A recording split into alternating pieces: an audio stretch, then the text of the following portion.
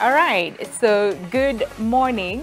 How are you? I hope I've done that well. It's so good to have you and to have you this morning right here on Your World, the little Kenyan sign language that I have learned. And that forms the conversation of the show today right here on Your World.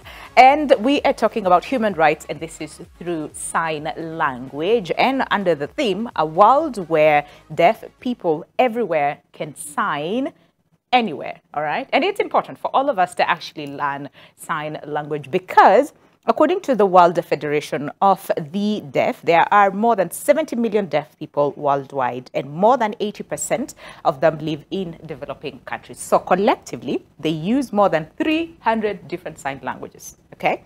So, however, 60% of state parties to the Convention on the Rights of Persons with Disabilities still have not achieved legal recognition of their sign language. So the big question is, what is the impact of the same, and what can we do to change that? That is the subject of our conversation today, because we were celebrating the International Week of Deaf People, and on 23rd of September is the International Day of Sign Languages, and this is the UN General Assembly which proclaimed the day as the International Day of Sign Languages in order to raise awareness of the importance of sign language in the full realization of the human rights of the people who are deaf. So how are we doing as a country? We'll also be focusing on the same, and what are the gaps, and what is it that we need to do better? So you want to stick around until the end of the show, and maybe we'll also learn a few more sign languages right here on the show, all right? So my guests are already here and ready to give us all the information that we need to have. So I'm going to begin on my immediate left,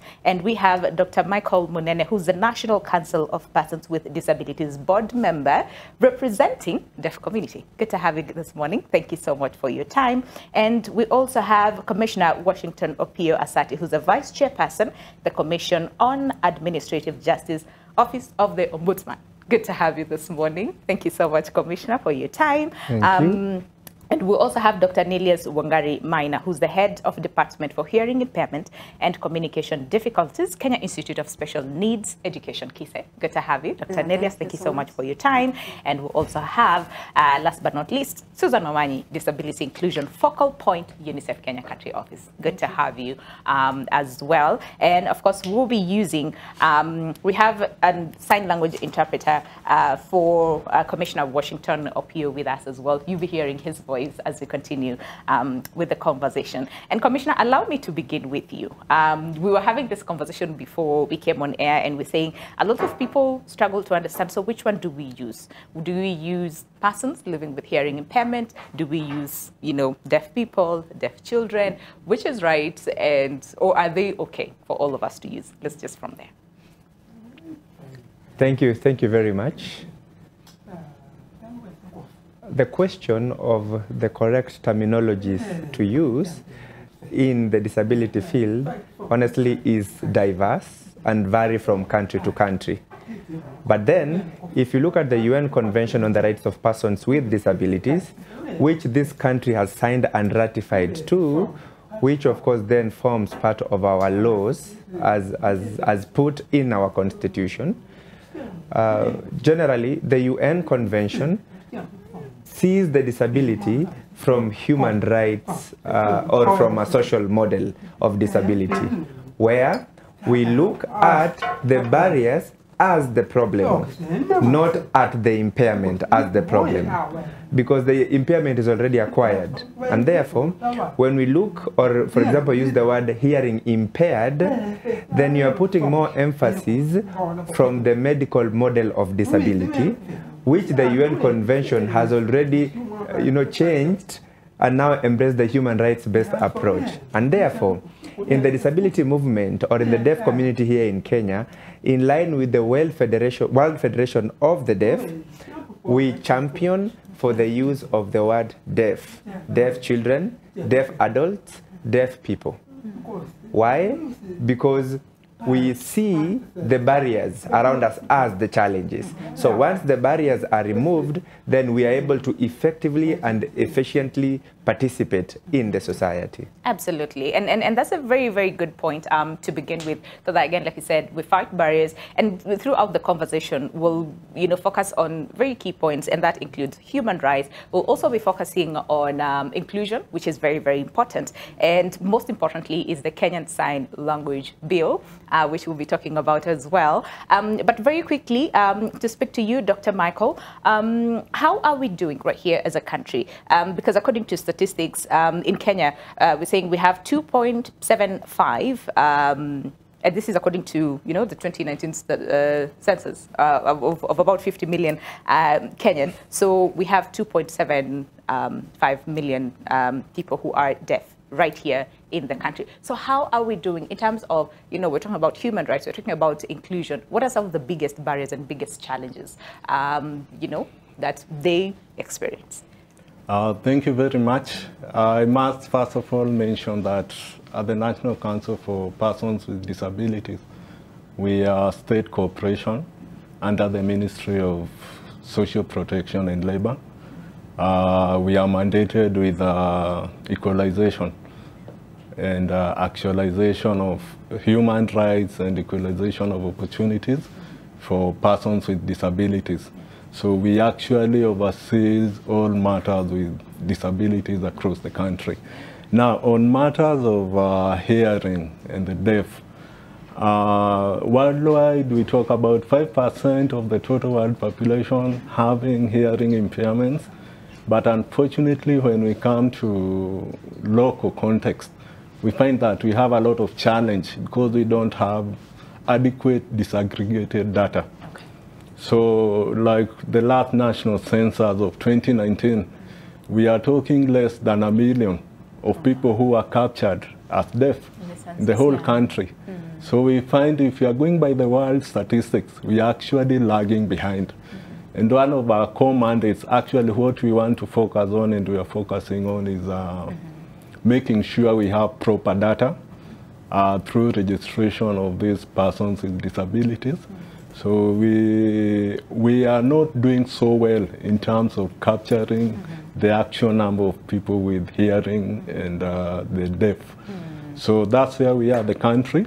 We have a lot to do so that we can actually capture the right data for these people. Absolutely. And Commissioner, I would also want to hear from you. How much of a detriment is this? The fact that we do not have actual data, adequate data. How much of a challenge is this in terms of getting the rights, of inclusion as well? But most importantly, we're also talking about resources, and in this sense, when it comes to funding and training of teachers, and also ensuring that all of us have a better understanding. And this is as far as challenges, that deaf people experience right here in the country. But let's speak to Dr. Nelius very quickly. How are we doing, first of all, as a country? How much of information do people know about the Kenyan Sign Language? Okay, let's just start from the very basics, and then we'll come back to how then we do. What are the challenges? Why is it that a bigger population do not know Kenyan Sign Language?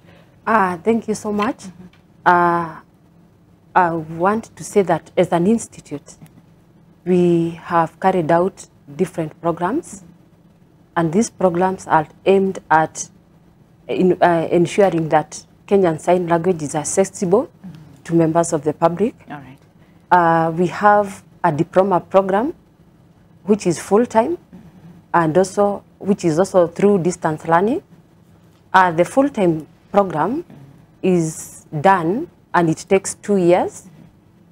We have students who come to take the hearing impairment option, where they, after graduation, they go to teach the deaf children. Mm-hmm. And we also have another department, the gifted and talented, that also we know that not all deaf people are average. Some are above average. That's true.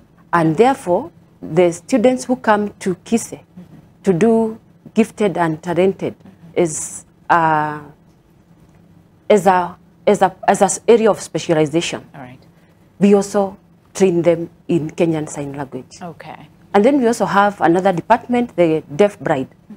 We also train them because we also know that we have children out there who are both deaf, they are blind, although the deafness may vary from low levels to high levels. So we undertake that program, and it takes 2 years. It's also done through distance learning, and it also takes 2 years. And this ensures that out there, the children who are deaf, at least there is no communication barrier. All right. Yeah, we are able to break that communication barrier. As an institute also, we undertake a certificate in Kenyan Sign Language, where this course takes 3 months. We train everyone through either full-time program, and this program takes it is done in 3 levels. The elementary level, the intermediate level, and the advanced level. Okay. It is a basic course. So once you undertake this course, you are able to interact with the deaf. Towards the end of the course, we take our students to interact with the deaf so that they also experience, they have a feel of how persons who are deaf, how they communicate with one another. Okay. And through this, they are able to acquire even variations, and we embrace that as an institute. But I'm just concerned, so then would you say it's time that we introduce this as a compulsory subject, if I can say, to all, schools? Because, like you say, if we offer it to very specific, group of people, Susan, I'm sure, would be concerned, and especially when it comes to children, because, again, deafness, like you said, it varies. There are others, that is congenital, and others, that is acquired. Yes. So, and the first point of interaction and communication is between a parent or the family and the child. So if none of the family member, is aware as far as how to communicate with his child, and they have to wait until they go to a special needs school for them to learn sign language, there is a bit of a big problem over there, right? So I'll come back to you to understand that. But again, Susan, how concerned are you? And especially when we're talking about children, in the first place, when it comes to their rights, when it comes to communication, because communication clearly, from what we're hearing, is a very big problem when it comes to, our day-to-day interactions. Yeah, thank you. For sure, it is a concern, especially when you look at that Kenya is ratified to the UNPRPD on the compliance, and then that means every person needs to be involved or needs to inclusively participate. Yeah. But then you find the children, the deaf children, are not able to interact with the rest of the children because they don't have the other children don't know how to sign, so of course there's a communication barrier. Yeah. And these children who are deaf, they would interact, they would play, they would attend school, but then there's no services in the schools where they go. And for sure, if it's not important, then you put it at the time that is not important. For example, you don't find the sign language embedded within the school curriculum. Yeah. Some of the schools, they have them as extra curriculum, meaning it's not necessary or it's not important for you to learn the sign language, but yet it's a very important thing that needs to be included in the curriculum. Also, you find that this sign language also is provided for during the weekend. Yeah. So if it's not given the priority that it requires to be. And, if we want to change the generation, then we need to start early. And if we start having young children already signing, meaning that they're going to be inclusive, already you're getting to know how to interact with the rest of the other children and include them also in their play. Yeah. Otherwise, then we keep on creating that gap where the deaf children are not able to interact with the rest of the other children. And we do not want that for our children. You know how children are very resilient, and children do not care. They want to play with one another and have a good time and just be children. So inclusion, I think that is where it comes in a sense that we want all the children to grow up happy, healthy, and united in one way or the other. That's true. And you realize, actually, like even where there's no form of signing, children adapt. That's why you find like English speakers, French speakers, Swahili speakers. The children are able to interact and they're able to play with their language issues. So then also they adapt their own sign language to include these other children. But then, of course, it brings a bit of confusion when now you go to the formal schooling where you need the formal signing and all that. Yeah, I see that. I see that. All right. And like I said, more than 300 sign language right? Challenges that deaf people experience right here in the country, because you are diagnosed with deafness, I think, at age 6, right? I want us to go back a little bit, growing up, childhood, you know, in your family setup. What was that like? Thank you very much. Please allow me to start by emphasizing a little bit. I think it's Susan from UNICEF Susan, yes, who mentioned something, especially on the weakness in the language foundation of deaf children, particularly at early stages of growth and development. Of course, all of us know very well that at the heart or key of any child learning is through acquiring language, starting with the mother tongue at home, so that now they are able to survive in the world outside home environment. Now, for deaf children, this is a very big gap. Why? Because research shows that 90% of deaf children are born within hearing families, where their fathers, mothers, family members do not know sign language at all. When a child is born, perhaps from age 1, 2, going forward, I am the father, this is the mother, the brother and the sister, and they cannot sign, which means they cannot communicate to this child. So the language foundation of this child is already very weak compared to other children. You remember when you were young, our mothers will talk to us in Kamba language or in Kikuyu language. By the time you go to school, now you start learning the curriculum in school because you already have a language. So your academic outcome will of course be good. But then for the deaf children, this is where more emphasis needs to be put on. I will explain later about the KSL bill and how it's seeking to address that situation. For me, like you said, I became deaf at age 6.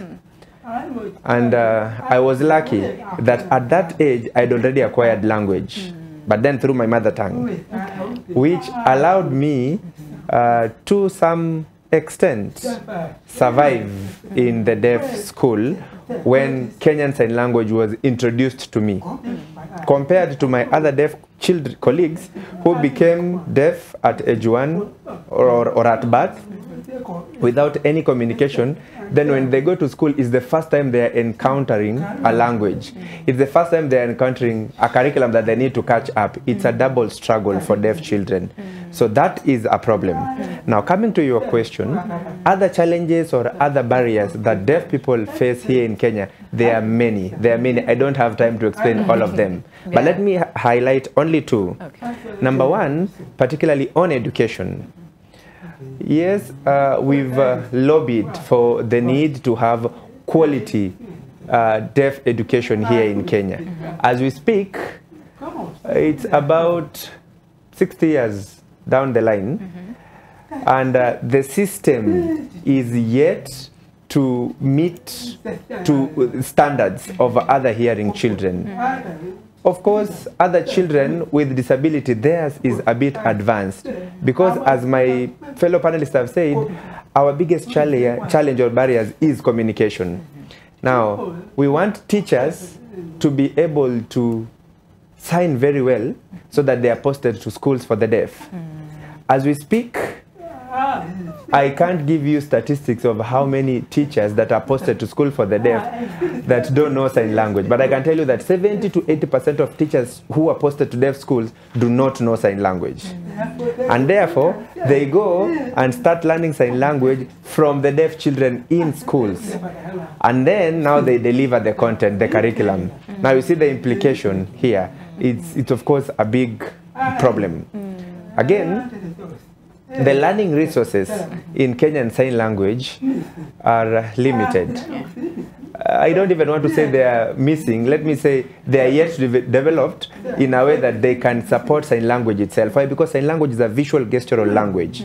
We appreciate the effort that the government has been making to develop sign language, but then we need to have adopted materials. Adapted materials so that the children can enjoy their right to education on equal basis with their hearing counterparts. Number two, that I want to also highlight quickly is in line with which I've always said, attitude. Attitudinal barriers, of course, attitude brings biggest barriers. Last week and this week, we've been raising awareness. We've been telling the society that we want a society that is accessible, that we want a society that is free for everyone. We want everyone to give us equal opportunities, to give us equal treatment. The only difference is that we cannot hear, but we are able to do everything. As we speak right now, people's mindset is still a problem, is still the biggest problem in this country. And that contributes to the educational barrier, that contributes to employment barrier, that contributes to participation in the society. And above all, it creates discrimination in different sectors. So allow me to stop there. All right. Very, very valid points over there that honestly all of us should first of all rethink, when we think about deafness and challenges that people living with deafness also experience. Dr. Michael, do you want to comment on the same very quickly in terms of then attitude again, like Commissioner talked about, which seems to be one of the key factors that then brings about all these other issues that we are experiencing, and what exactly is it that you're doing to sort of like try and fight that and make people understand that someone who is deaf, it does not mean that they're less than.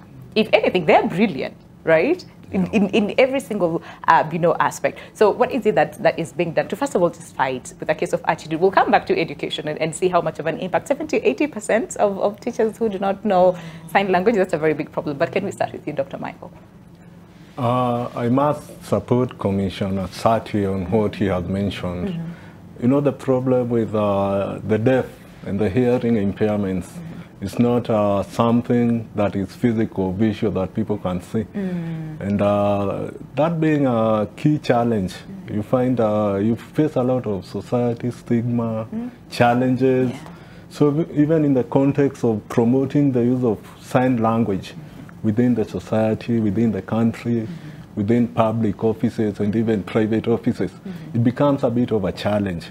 And now, based on that, what we are trying to do is we have partnered with the Kenya Institute of Special Education.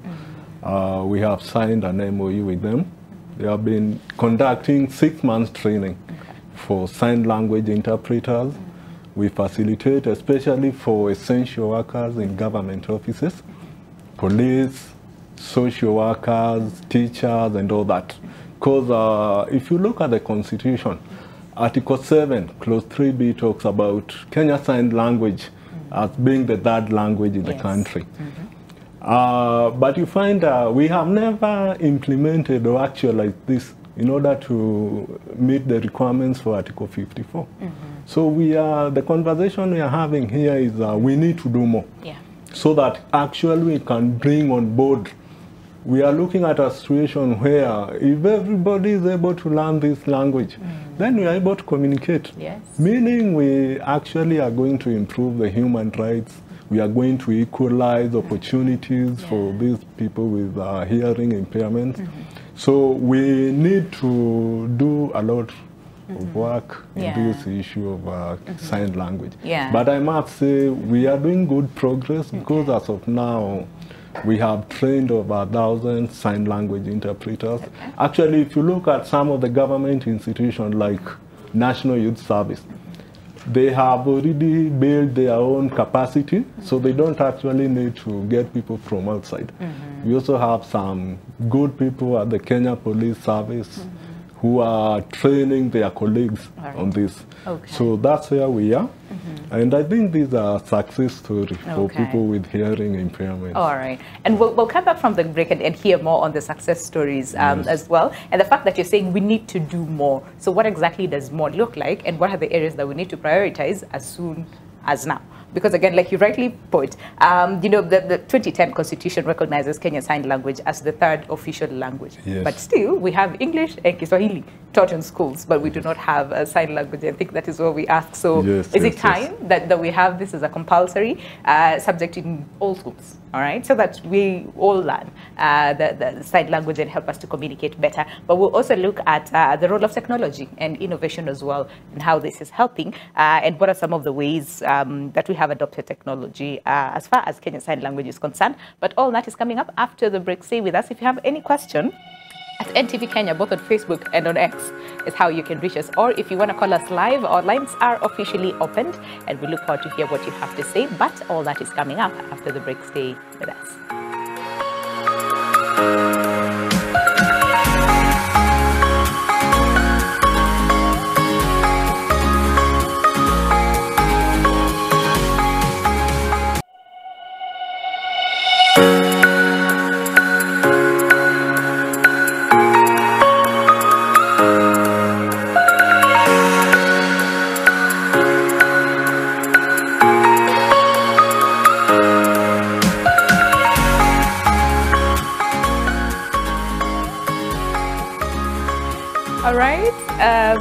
Welcome back to the show, Your World. 38 minutes past the hour. Time really flies, and we have so much to cover. And this is as far as a very important conversation that we're having this morning. And this is as far as human rights through sign language. And we're first of all interrogating how are we doing as a people in the country. And this is as far as understanding and learning Kenyan Sign Language. Because again, we want a world where deaf people everywhere can sign anywhere. All right, and like we're saying, so how much of that do we know, and what is it that needs to be done as soon as now so that we improve on this? Before we went on a break again, we looked at the different barriers, different challenges that deaf people you know, are experiencing, and we again looked at different aspects. We talked about accessibility, we talked about human rights, and even most importantly, education right here in the country, and how we're doing. From the teachers, are they trained enough to learn and understand sign language, and how then that translates into communicating with the children and the learners as well? And again, very shocking statistics, about 70 to 80% of teachers do not know Kenyan Sign Language, okay? So what is it that we need to do as soon as now? And what is the future of Kenyan Sign Language look like? That is what we are discussing this morning. And we have Dr. Michael Munene, who's the National Council of Persons with Disabilities board member representing the deaf community with us today. We also have Commissioner Washington Opio Asati, who is the Vice Chairperson of the Commission on Administrative Justice, Office of the Ombudsman. We also have Dr. Nelias Wangari Maina, who's the Head of Department for Hearing Impairment and Communication Difficulties, Kenya Institute of Special Needs Education. And last but not least, we have Susan Momanyi, who is a Disability Inclusion Focal Point from UNICEF Kenya Country Office. And like we said, we have Douglas Oker, who is our interpreter today. You cannot see him, but he's in the studio, all right? You can only hear his voice. And we also have Brian Muraro, who is doing our signing this morning right here on Your World. Again, you cannot see him, but they'll come and teach us a bit of signing before we end the conversation. And before we went on a break, there's so much that we need to cover. But very quickly, Dr. Nelias, so we're not doing too well, right, as a country. I mean, there has been progress, which is good. It's good to acknowledge that. But again, we still have so much ground to cover, and this is as far as Kenyans learning the Kenyan Sign Language. So again, the question that I asked earlier, is it time that we introduce this as a compulsory subject? Yes, thank you so much. When I go back to what Commissioner Asati said about the barrier, which is communication, it is true that the biggest barrier that deaf children face is communication. How can we maybe solve this barrier? From my point of view, I would say that it's important that we provide adequate resources, both human and material resources. And when we talk about human resources, it is important that teachers are competent in the use of sign language. And how do we ensure this? We need to vet all the institutions that offer sign language, because maybe there are some that are trained from different institutions that maybe do not follow the required curriculum, and therefore maybe they go out to the field when they are not adequately prepared to take care of the deaf children. All right. On the same note, it's also important that we provide visual communication to the deaf, because we know that sign language, Kenyan Sign Language, is a visual language. It's a visual gestural language. Yeah. So these learners, they need more of maybe signed videos. They need more of visual aids. All right. And not really just teaching them the way we teach other regular learners. Maybe through that, we'll be able to have at least 50 to 70% teachers who are competent in the use of Kenyan Sign Language. Yeah. Maybe I would also say that in the course of training, maybe institutions that also take up training in Kenyan Sign Language should also remember that there's nothing for us without us. Sure. So we cannot say that we are teaching people how to communicate with the deaf, yet we cannot involve them in the training. So as an institute, for example, we have taken it up and we have incorporated deaf lecturers who teach alongside the hearing lecturers, All right. so that any sign is now given the way it should be.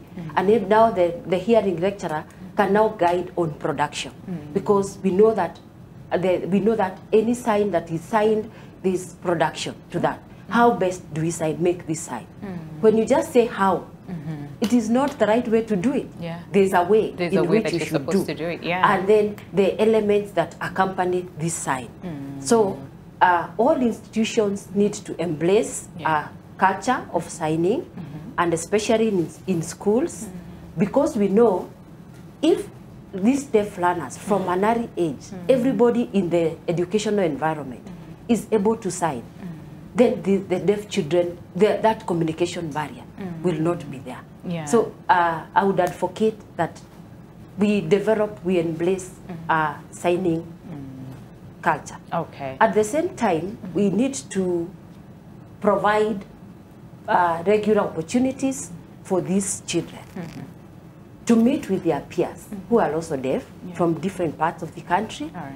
Maybe to have activities where this, which will inculcate communication. All right. For example, when they go for games, we know that schools for the deaf are the innovation centers for science that we use across the country. So we should encourage opportunities where they meet with their peers and also deaf adults who are their role models, so that this signing is now inculcated in all the learners from an early age all the way. Okay. And then now, as we talk of the Kenya Sign Language Bill, we need to make it compulsory. Yes, that we teach it, because these deaf children are within the hearing community. That's true. How best can we take care of them? Yeah, I see Yes. that. I see that. And of course, my biggest question is what will it take? Okay. But before you answer that, very quickly, can we talk about the role of partnerships and collaborations? Because again, there's so many challenges. One of the things that we talked about is resources, and this is both human and capital as well. So what role does partnerships, like, for example, institutions, organizations, governments can also partner with, organizations like yours, just to make sure that, first of all, we all have an equal playing field, right? Because again, we're talking about inclusion and how important it is to have inclusion and accessibility as well. Thank you. I think there's quite a lot of opportunity when we do the collaboration, because then it means we bring more to the table, and contribution of resources from here, there, then of course we have a lot more. And also changing perception and attitude. It means we need to involve a wider community. There's quite great opportunities we could use even from the private sector, where they could also start creating the space, creating employment opportunities for the deaf persons, for them to bring the awareness. There's also opportunities, it's creating synergies, because we know each organization, they have their own strengths. For example, as UNICEF, then we play a key role in evidence-based policies, and also we support on evidence generation. Then we bring in the KISE, for example, who are going to do now the delivery of the sign language and the teaching and all that. And then we have the National Council who are providing the oversight of implementation of the policy. So there's quite a lot of opportunities within the collaboration and partnership that we need to leverage on. Just a bit to mention on the education reforms. Already there's a goodwill, a good foundation, I would say, within the government of the day, where there's already the discussion. First, investing in children is already given a priority, and we can see resources already allocated into that. As we then discuss on the education reforms, could we include this as a part of it, where the sign language is going to be compulsory for the children as they start school? Also, the role of county government, they also have a huge role to play, especially, remember, they have the mandates on ECDs. So as we start then from that, this also includes having teachers who are trained, non-teaching staff also who are trained, and starting to create a critical mass that is going to create this community for the deaf community as well. I see that. I totally see that. All right, Commissioner, do you want to take us through the Kenyan Sign Language Bill and how important this is in terms of achieving the milestones that we need to? Because like we said, there's so much that we need to do. We have, quite a distance to go. And this is as far as the rights and approaching this from human rights, whole aspect about inclusion, but most importantly, in fighting stigma as well. Yeah, the KSL bill is currently at the National Assembly, sponsored by Honorable Umi. And what I must say is that this bill was generated from the Kenya National Association of the Deaf, together with different deaf organizations here in Kenya, from the year 2020. And the aim, of course, we appreciate, like Dr. Munene said, there is Article 73B of the Constitution that recognizes the use of sign language. There is Article 54 of the Constitution that puts more emphasis on the use of sign language as a fundamental human right for the deaf persons. There's Article 120 of the Constitution that talks of promotion of use of sign language in the National Assembly. Plus, of course, we have other provisions within the constitutions that put clear or require that there have to be clear mechanisms and structures of implementing those various rights. We appreciate that, of course, we have the National Council for Persons with Disabilities currently, which promotes the rights of all persons with disabilities. However, we are looking at our issues from the linguistic perspective, from the linguistic lens, where we are proposing that the bill to form a Kenyan Sign Language Council, which will be mandated to perform various functions. I will highlight few of those functions. Number one is regulation of sign language interpreters. This is a bigger gap that we're experiencing in this country. For instance, lawyers are clearly registered, nurses the same. But the Kenyan Sign Language interpreters are not registered. The training is not good. The registration process does not even exist. The accreditation and licensing system is not even there. This person or this interpreter is qualified. The other interpreter is not qualified to interpret. The KSL bill aims at addressing this challenge. Of course, make sure that sign language interpretation is organized in a systematic manner. That's number one. Number two, the bill also aims at addressing some of the questions that have been raised when it comes to education, where there's more emphasis on the national and the county government to allocate adequate resources to support sign language training for parents of deaf children, the siblings of deaf children, the grandparents of deaf children, and everyone around this deaf child, as a way to help them build language foundation in preparation for this child to go into school and life beyond home environment.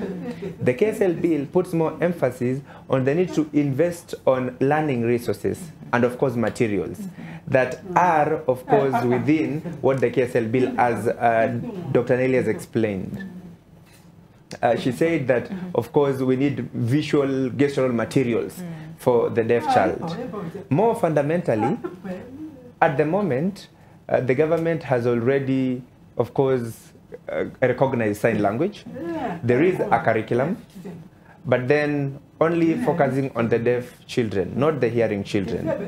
The KSL bill aims at encouraging, of course, not to say it has to be compulsory, but as an option in a school. If a child wants to learn sign language, then it's an option that is offered. We want to make, of course, to have those choices, like other subjects, if one chooses English or Kiswahili. But the most important way or thing is to encourage the society and the children in schools to learn sign language. Now, let me move a bit quickly on the KSL bill. It puts more emphasis on, because looking at the bigger communication barrier, there are issues of poverty, of course. When we are seeking, or deaf people are seeking service in health sector, for example, in public sector, the KSL bill wants to see how the information or whatever services they are seeking will be given at no cost. The agency that they're seeking that service from takes cost of the interpreter. Therefore, the deaf people are able to access services in different array of public services. Finally, the KSL bill also puts more emphasis, for example, institutions like this media, or the media, and of course, different platforms. We appreciate that you have sign language interpreters and an insert. However, the standard of the insert of that sign language interpreter on television is not what is required. The bill it puts emphasis that it has to be 1/3 of your entire screen. Those are the best practices that are there, borrowed from best practices. They're standards of how big that size of that sign language insert should be, so that deaf people from home can access the communication that you are relaying to them. Finally, the KSL bill also puts more emphasis on, for instance, the legal proceedings in court or the judicial system. Many a times when we have deaf people who are accused, but they not enjoy their right to access justice. Why? Because sometimes interpreters are not provided, or if they are provided, the quality of those provided are not even able to interpret in the court setup. So therefore, the bill gives the Chief Justice a mandate of coming up with rules to ensure that they have qualified interpreters to provide that service. We have a statistic of almost deaf people who've gone to jail. They have not been convicted because they've not gone through the entire system. So that is a summary of what the KSL bill talks about. And very fundamental, areas that the bill covers, which is very, very important. And I just want to hear from you, Dr. Michael, then, because again, you provide oversight. So when it comes to policies and implementation, we have very good policies, right? But it's just on paper. Yes. When it comes to implementation is where we have a very big challenge. So what will it take for us to implement these policies so that, again, like we said, fight discrimination, fight stigma, provide equality and inclusion and accessibility at the same time? Thank you very much. Looking at it, government is technically mandated to implement these things. They are there, but implementation becomes a problem. It's a big challenge, yeah. Now, as a council, or rather the government through the ministry, and then cascaded down to the council, we are looking at 4 key areas that we can actually focus on in order to make sure we are able to implement this. Number 1 is strengthening of data collection and analysis. You remember at the beginning of the show, we spoke about ideally we should be having more than 2.7 million deaf people in the country. But we are talking about the actual data being less than 500, and majority of them being based in the rural areas. So in fact, in urban areas, you find very few, less than 50,000 people in all urban areas, the captured data. So our key priority, number 1, strengthening data collection and analysis. So we are partnering with the national government and other partners, like you said, doing mass registration, awareness in the whole country, through the county governments also, so that we can capture the right data. You know, if you have the right data, you are able to leverage on this intervention. Yeah. That's how the government works. If you don't have the actual data and statistics, then you are not able actually even to bargain for more intervention, because we need these numbers. Then number two, Commissioner Sati spoke about the issue of poverty and socio-economic issues and all that. So our number two key priority area, how can we empower the deaf people and the hearing impaired so that they can actually be able to participate in terms of social and economic inclusion within the country. So we are looking at providing tool of trades, vocational training. We are looking at assistive devices, especially for the hearing impaired. You know, most of the time when you talk about the deaf, people think just about the completely deaf. But we also have the partially hearing impaired. So, and you find things like hearing aids are very expensive. So that becomes an exclusion factor because they are not able to participate. So we are looking at providing assistive devices through the National Council, and also through the special schools, we provide for them hearing aids. Then number three, promoting disability inclusion. We talk about affirmative action and a certain percentage being set aside for either employment, for socio-economic stuff and all that. Even now, the current government, the bottom-up economic transformation agenda. So how do we come in? So we are looking at this, how can we promote this? So we are having this conversation. We are also working on our strategic plan for the next 5 years. So we are capturing all this. Then lastly, we want to provide administrative support for efficient and effective delivery of services. So this way disability persons organization comes in, like he had mentioned. For example, the Kenya National Association of the Deaf, how can we partner with them? What are their needs? What are their requirements? So if they don't tell us that, it may become a bit challenging for us to be able to step in. But I'm happy we have been having these conversations with them. We have had meetings, even as of last week. And we are partnering with them on the deaf awareness. So I think we are taking the right step. But of course, resources is always a challenge. It's a big issue. Now we are being told you need to generate your own revenue without necessarily relying on the exchequer. So now that's where partnership comes in. So international organization, NewSaid, they are doing a very good job. Actually, they are currently bankrolling the issue of registration and all that. And those are the partners. So that's where we are. I see that. I see that. And again, like we're saying, we'll come back and ask the same question a year later, 2 years later, 5 years later. Where are we? What are some of the steps that we have, going through? What are the milestones that we have hit, and what remains a big challenge? But for now, we'll take the 4 areas. So we literally have to end the conversation, but we cannot end the conversation without talking a little bit about technology and innovative ways that we can provide the right training, because we are in the digital space, right? And we do not want to leave anyone behind, all right? Not, like I said, nothing for us without us. So leveraging on technology very quickly in like 30 seconds or so, and how that has helped. Okay, thank you so much. I think we should, as a country, we need to invest more on technology, because we're in the 21st century, and that is the way to go. And I think we need to upload maybe videos, so many videos on various social media platforms, so that people out there can interact with the signs, even when they're at home, when they're in their workplaces. And maybe through that, they can learn one sign and another, and they'll be able to communicate with the deaf. When we talk about education, we can also do online classes, because not everybody will be available physically. We can do online classes, and this can be done through various platforms. As an institute, we have a learner management system, LMS, where we upload videos.